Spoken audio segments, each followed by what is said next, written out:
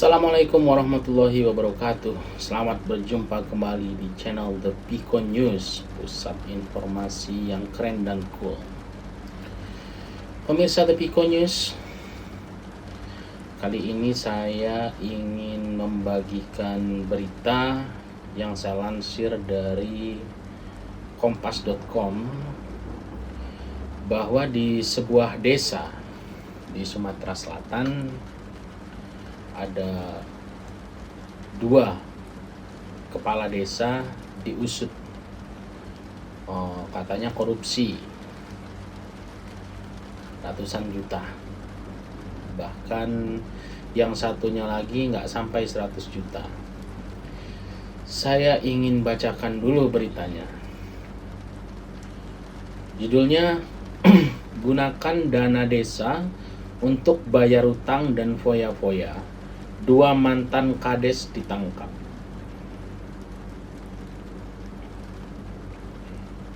Mubakompas.com.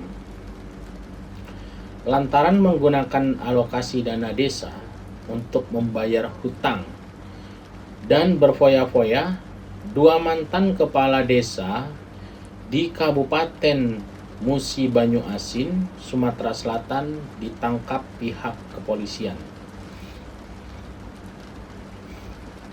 Kedua tersangka tersebut yakni Bayumi, mantan kepala desa, sudah mantan ya, kepala desa Tanjung Kaputran, Kecamatan Pelakat Tinggi, periode 2010-2016.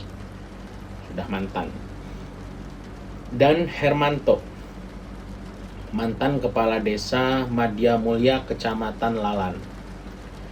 Dari hasil pemeriksaan, kedua tersangka telah menyebabkan kerugian negara mencapai 487,9 juta rupiah, hampir setengah miliar. Kasat Reskrim Polres Muba, AKP Ali Rojikin, mengatakan tersangka Bayumi semula mendapat bantuan dari pemerintah Kabupaten Muba pada 2014 lalu sebesar 857,6 juta untuk kegiatan fisik, ekonomi produktif, dan biaya operasional desa yang diberikan selama 2 tahap. Pada tahap pertama dicairkan 426 juta, kemudian yang kedua 427,9 juta.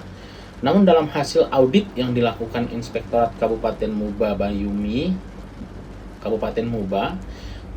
rupanya membuat dana kegiatan fisik yang merugikan negara sebesar 413 juta. Uang dipakai bayar utang saat pencalonan kepala desa. Uang itu ternyata digunakan tersangka untuk bayar hutang saat pencalonan menjadi kepala desa. Jadi mungkin dia saat nyalon kepala desa main uang, dan uang itu semua dapat ngutang. Berarti dia ini bukan orang yang mencukupi saat itu. Mungkin kondisinya harus main uang, tapi dia tidak punya uang jadi pinjam. Nah, ini uangnya untuk dia kembalikan hutangnya. Sedangkan tersangka Hermanto menerima anggaran desa dari Kabupaten Muba sebanyak 100 juta. Ini sedikit sekali ya, anggarannya cuma 100 juta. Padahal kalau saya nggak salah dengar, kita mungkin tahu semua bahwa dana desa itu hampir 1 miliar ya. Apa nyangkut di atas? Nggak tahu. Rinciannya adalah 85 juta untuk belanja publik dan pemberdayaan masyarakat dan 15 juta untuk operasional kerja.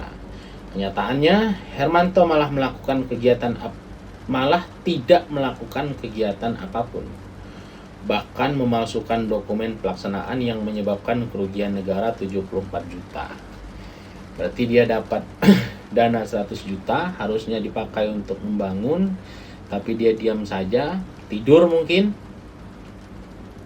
Dapat uang buat palsu-palsuin dokumen, nih kegiatan saya, buat laporan bahwa kegiatannya menghabiskan uang 74 juta, ternyata itu bodong dokumennya. Tersangka menggunakan uang tersebut untuk kebutuhan sehari-hari. ancaman penjara 5 tahun. Atas perbuatan tersebut, kedua tersangka dikenakan pasal ancaman pidana penjara selama 5 tahun. Dalam perkara ini, berkas pemeriksaan kedua tersangka sudah P21 dan akan segera dilimpahkan kepada pihak kejaksaan untuk proses hukum selanjutnya. Saya nggak paham kalau bicara hukum, pemirsa. Junto saya tidak mengerti itu apa, P21 juga saya tidak mengerti itu apa. Tapi yang saya tahu, apa yang dilakukan oleh kedua tersangka lurah ini, kepala desa ini, melawan hukum, kriminal. Orang bilang juga extraordinary crime. Kenapa? Karena ini bukan uangnya, ini uang negara atau uang rakyat, tapi mereka habiskan uang itu untuk kepentingan pribadi. Saya nggak mengerti juga kenapa mereka seberani itu ya. Kan toh uang negara itu dipantaunya dengan detail. Laporannya pun detail, dikontrol oleh banyak orang. Bahkan masyarakat kontrol, penegak hukum kontrol, atasan kontrol, bahkan sampai ke presiden kontrol uang itu. Harusnya lebih hati-hati dengan uang itu, karena semua tahu, kecuali tidak semua orang tahu. Semua tahu. Di desa yang tertinggal khususnya dapat bantuan dana untuk mengembangkan desa. Tapi disalahgunakan untuk kepentingan pribadi. Mungkin kalau saya jadi mereka, saya tidak akan menyalahgunakan itu, karena itu ada yang kontrol. Susah untuk bohongnya. Semua orang tahu. Nah, akhirnya setelah tertangkap, ini sayang banget yang korupsinya hanya 75 juta ya. Korupsi 75 juta, di penjara 5 tahun, berarti kalau 75 bagi 5 berarti 15. Satu tahun dia ditukar dengan uang 15 juta tuh. Dia di penjara 1 tahun, dapat uang korupsi 15 juta. Bodoh ya.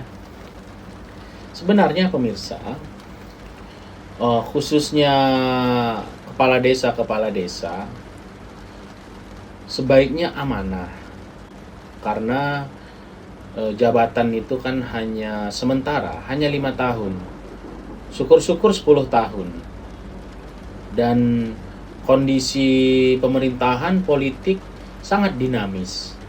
Jadi mungkin kalau saya jadi lurah, mungkin camat atau bupati sebelumnya kawan saya atau keluarga saya, dalam 2 tahun ke depan bisa berubah, bisa jadi lawan politik, dan akan ada serangan balik. Harusnya kalau memang ingin menjabat, mengabdi sebagai pemerintahan, ya manfaatkanlah waktu sebaik-baiknya untuk mengabdi dan membangun, baik itu desa, daerah, kabupaten, kota, dan lain-lain. Hanya 5 tahun.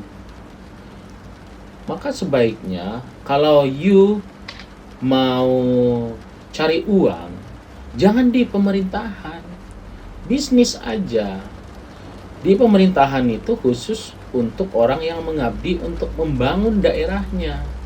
Kalau di pemerintahan untuk mencari uang, saya pikir ini jalan yang salah. Karena tidak selamanya kita bisa mengkondisikan semua orang. Setengah orang pun belum tentu bisa kita kondisikan. Sulit.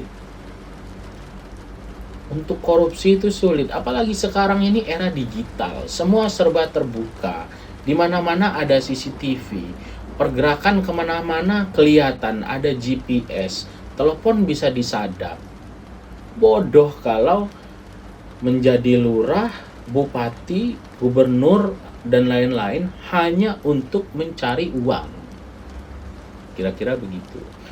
Kalau memang mau mencari uang, lebih baik bisnis. Sebenarnya kan sama, pusingnya sama dong. Di pemerintahan, korupsi juga nggak gampang kan, pusing juga. Wah, bagaimana kalau ketahuan, bagaimana buat dokumen yang palsu. Ini kan tidak gampang, untuk memalsukan dokumen juga nggak gampang, pusing. Sama pusingnya dengan orang yang berbisnis. Ketika barang tidak laku, penjualan menurun, harus berjibaku dengan kondisi pasar. Sama pusingnya. Tapi jika you jadi bisnismen, pusing dapat uang, aman, halal, berkah. Tapi kalau di pemerintahan, pusingnya iya ketika mencari uang, ketika korupsinya, dan jika nanti ketahuan hasilnya, jangankan digunakan untuk poya-poya. Uang hasil korupsi kita sumbangkan ke panti asuhan atau yayasan sekalipun, karena dengan tujuan untuk menghapus dosa, tetap ditangkap. Jadi kesimpulannya, jika Anda mau cari uang, jangan di pemerintahan. Anda dapat uang, ditangkap. Jadilah bisnismen. Dapat uang, tidak ditangkap. Begitu ya pemirsa. Cukup sampai di sini saja yang ingin saya bahas, dan mudah-mudahan ada manfaatnya bagi kita semua.